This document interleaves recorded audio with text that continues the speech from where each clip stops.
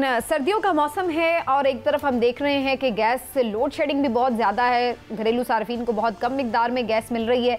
और दूसरी तरफ ये भी हर रोज़ ये हमें खबरें सुनने को मिलती हैं कि आज फ़लाँ चीज़ की कीमत बढ़ गई, फ़लाँ चीज़ की। और अब ये भी खबर आई है कि गैस की कीमतों में भी इजाफा किया जा रहा है और अरबों रुपए के माहाना फिक्स्ड चार्जेस जो हैं वो लगाने जा रही है हुकूमत।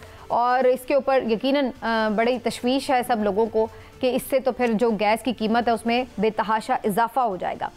एक हैरत इस बात पर होती है कि इस तरह का मुल्क जहाँ पर गैस मिकदार में इतनी अच्छी खासी मिकदार में मौजूद थी, उसके बावजूद हमें ये सूरत हाल का सामना है। बरतानवी अखबार ने भी मैंने लिखा है कि पाकिस्तान का स्ट्रेटेजिक महल वक़ूअ से आलमी गैस कॉरिडोर के तौर पर मिसाली हैसियत मुहैया करता है, लेकिन क्या वजह है कि हम इससे फ़ायदा नहीं उठा सकते, इस पर भी बात करना बड़ा ज़रूरी है।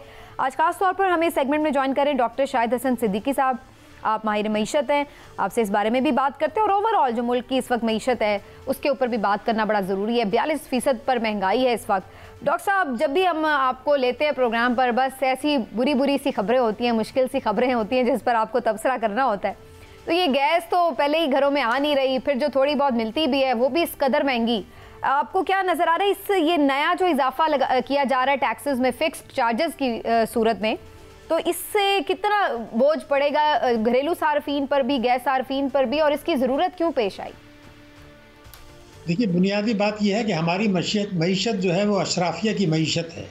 IMF से जब हम कर्ज़ा लेने जा रहे थे तो उन्होंने ये कहा कि जी आप मालदार लोगों से टैक्स लें, तो हुकूमत पाकिस्तान ने कहा जी सियासी तौर पर ये मुमकिन नहीं है। तो उन्होंने कहा कि फिर क्या मुमकिन है? कहते हैं जी GST बढ़ा देते हैं, पेट्रोलियम लेवी बढ़ा देते हैं, बिजली और गैस के नर्ख बढ़ा देते हैं। उन्होंने कहा ठीक है, आपकी मर्ज़ी, बिस्मिल्लाह। उनके साथ मामला तय पा गए। तो अभी मेरे अपने ख्याल से बड़ी हद तक जो इजाफा होना था बिजली और गैस में वो हो चुका है।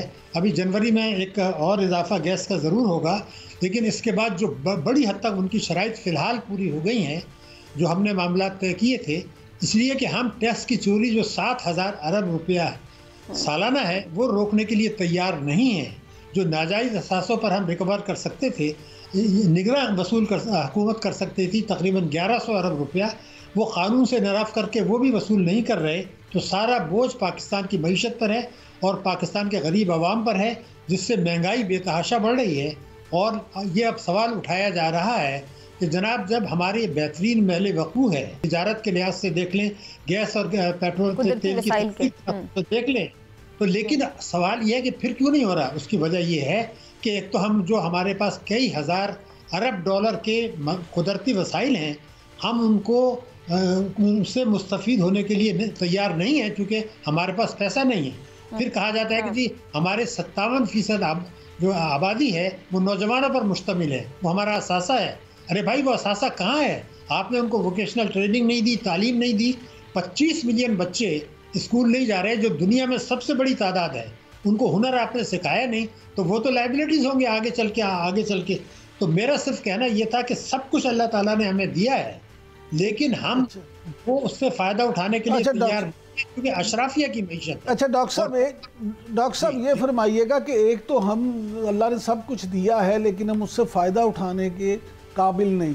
दूसरा ये फरमाइए कि जो ये चीज़ें हैं कि जो हमें नुकसान पहुंचाते हैं, जिस तरह से आपने कई दफ़ा हमारे ही प्रोग्राम में ज़िक्र किया कि मौजूदा निगरान वज़ीर ख़जाना जो हैं उन्होंने और गवर्नर स्टेट बैंक ने किस तरह से पाकिस्तान को नुकसान पहुंचाया कि आपके मुताबिक ही उन पर मुकदमात दर्ज होने चाहिए। उसी तरह से क्या आप नहीं समझते कि ये कुदरती जो गैस है, सुई गैस, जिन लोगों ने CNG पंप लिखवाए और जिन लोगों ने उस पॉलिसी की मंजूरी दी जिससे ये सारा हाल हमारा गैस का यहाँ तक पहुँचा कि ज़खायर जो हैं वो ख़त्म होने को आ गए, उनको भी किसी तरह कटहरे में लाना चाहिए। मोहतरम, मैं 1 दर्जन लिस्ट आपको दे सकता हूँ जिनकी वजह से पाकिस्तान की मईशत तबाह हुई। सियासतदान, हुक्मरान, अगर मैं आपको एक रिकॉर्ड पे बता रहा हूँ कि अगर 9/11 के बाद ही हम दानिशमंदाना पॉलिसियाँ अपनाते तो हमारी मईशत का हजम होता, पूरी जिम्मेदारी के साथ मैं कह रहा हूँ, 1500 अरब डॉलर। अभी कितना है? 340 अरब डॉलर। तो ये जो तबाही आई है ये फाइनेंशियल और इंटेलेक्चुअल करप्शन की वजह से आई है, अशराफिया की मईशत की वजह से आई है। आप देख लें कि हमने कानून साजी की है कि मुल्क से चोरी का पैसा भी, नाजायज़ पैसा भी कानूनी ज़रिए से बैंकों के ज़रिए बाहर जा सकता है, वो बाहर जा रहा है। उसको हम रोकने के लिए तैयार नहीं है। हम इकोनॉमिक रिफॉर्म्स ऑर्डिनेंस लेके आए जिसके तहत हमने जो है सरमाए के फरार को आसान बनाया। हमने पेट्रोलियम लेवी जो किसी ज़माने में 14-15 अरब रुपए हम लिया करते थे भत्ता, अब हम उसको 600 अरब रुपए ले रहे हैं। तो टैक्सों की चोरी हम होने नहीं दे रहे। 12 टैक्स एमनेस्टी स्कीमें हम ला चुके हैं और वो टैक्स एमनेस्टी में हम ये कहते हैं कि जो लूट की दौलत बाहर गई है उसको बाहर ही रहने दें, पाकिस्तान मत लाएं। मैं तो कहता हूँ सबसे पहले उनको जेल हो। आपका तो नारा हम सबका ये था, कौमी दौलत लूटी भी हम लाएंगे, और कानून साजी आप ये करते हैं कि आप उस पैसे को बाहर ही रहने दें, हमें 6% टैक्स दे दें और जो ईमानदारी से टैक्स दे रहे हैं उनसे 35% ले लें। तो हमने जो इस्तेहसाली पॉलिसियाँ बनाई हैं, 1 दर्जन से ज़्यादा मैं आपको लिस्ट दे सकता हूँ। सियासतदान, मेम्बरान पार्लियामेंट, ब्यूरोक्रेसी, सब इसमें शामिल है। इस्लामी बैंकारी को सूदी निज़ाम पर चलाने वाले, इस्लामी नज़रियाती कौंसिल, ताकतवर तबकों को फ़ायदा उठाने के लिए ये कानूनी हैसियत में बता रहा हूँ, इसमें कोई शुबे की बात नहीं है। तो हम ये सारी चीज़ कर रहे हैं, तो इसको जब तक आप इसको गठजोड़ को तोड़ते नहीं हैं, पाकिस्तान की मईशत बेहतर नहीं हो सकती। ये मेरे ईमान का हिस्सा है। अच्छा डॉक्टर साहब, आज खबरें चल रही थी कि IMF जो है उसकी तरफ से पाकिस्तान के लिए को बेहतरी की सूरत हाल है और पैसे मिल जाएंगे। आप क्या समझते हैं, आपको नई शर्त नहीं आएगी? देखिए मोहतरम, अभी जो है वो तो IRB चीफ हमारे पास गए थे, आपको वहाँ पर वाशिंगटन में, तो उस वक्त जो है हमारा 7 दिसंबर को एग्जीक्यूटिव बोर्ड ने करना था, लेकिन उन्होंने उसको 11 जनवरी को रखा है।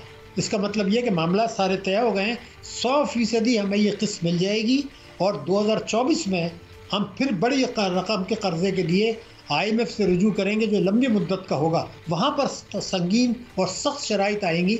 इस वक्त तो वो ये चाहते हैं कि जब तक वो घेरा पाकिस्तान की गिरद तंग हो, पाकिस्तान की मईशत को कोई बड़ा झटका ना लगे, इसलिए मैं समझता हूँ कि किस्त 100% मिल जाएगी, लेकिन उससे मईशत के हालात मज़ीद ख़राब होंगे, पाकिस्तान के अवाम के ऊपर मज़ीद बोझ आएंगी और शरह नमू हमारी इस वक्त जो, अगर मैं आपकी खिदमत में अर्ज़ करूँ, गौर करने की बात है कि श्रीलंका, वहाँ पर जो महंगाई है 3.4%, हमारी 29.2%, भारत की महंगाई है 4.6%, हमारी 29.2%। तो श्रीलंका से 6 गुना और भारत से 5 गुना हमारी महंगाई जो है, और शरह नमू हमारी उनसे सुस्त है भारत से, और फीकस आमदनी हमारी भारत और बांग्लादेश से तो यही कहा कि डराया जाता था कि डिफॉल्ट हो जाएंगे तो बड़ी महंगाई हो जाएगी, 6 गुना से ज़्यादा। वही तो मैं कह रही हूँ। नहीं, मैंने पहले भी अर्ज किया था आपके प्रोग्राम में कि हम डिफ़ॉल्ट नहीं करने जा रहे हैं। ये पाकिस्तान के खिलाफ एक साजिश थी।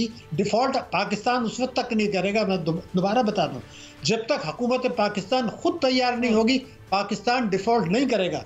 हमें वो तबाही की उस तरफ ले जाना चाह रहे हैं कि हुकूमत पाकिस्तान का जी मजबूरी में, हमारे पास कोई चॉइस नहीं है। तो वक्त से डरें और वो इंतखाबात से पहले अगर हम अपनी इस्लाहात को कानूनी शक्ल नहीं देते तो खुदा न खास्ता आने वाले बरसों में ये शौक़ भी हमारा पूरा हो जाएगा।